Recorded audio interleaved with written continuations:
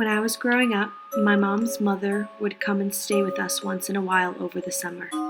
She'd had my mother very young, and her husband had run off, and an older woman in the apartment building they lived in kind of took her under her wing and taught her how to read regular playing cards, known as cartomancy.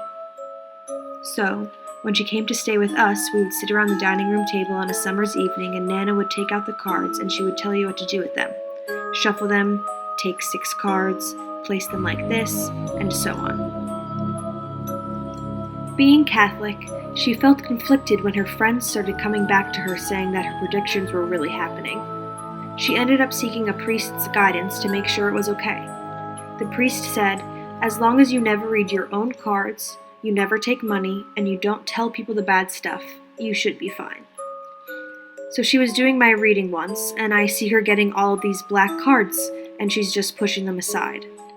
I start to get very nervous because I know the black cards represent death, and all I can think is, oh boy. So finally I said to her, is there anything you can tell me, Nana? This is getting frightening. And she looked at me, and then she looked at the cards, and she said, well, it really isn't anything personal, so I'll tell you. I'm seeing the number 2.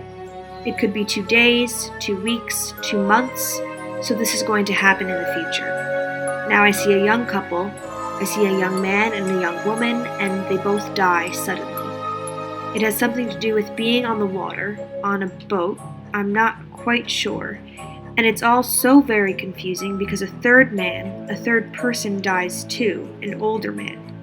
I see something about his heart, so I don't know, does he have a heart attack? There is a lot of mystery surrounding it, around what happens. But you're going to hear about this story because it's going to shock and upset a lot of people. And to be honest, I kind of forgot about it for a while. But sure enough, 2 weeks later, the newspaper reported a terrible boating accident off of Shelter Island. A young couple had gotten into the family sailboat in a very sheltered harbor and were taking it out by motor to get it into the bay. The tide was higher than usual because of the full moon, and their mast hit a wire hanging over a little outlet area. The family, who was watching from the shore, had no idea what happened and just saw the couple collapse right before the boat burst into flames. The family freaked out, called their names to no response, and the father jumped in and swam out to see what happened. His wife saw him grab the side of the boat and then immediately fall backwards back into the water. Horrified, she called 911, and when they came, they discovered the water was boiling.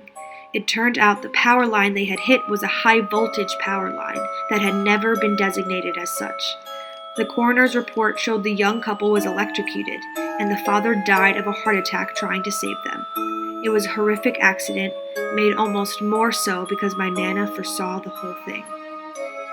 Rest in peace to Michael Conway, Mary Berry, and George Conway.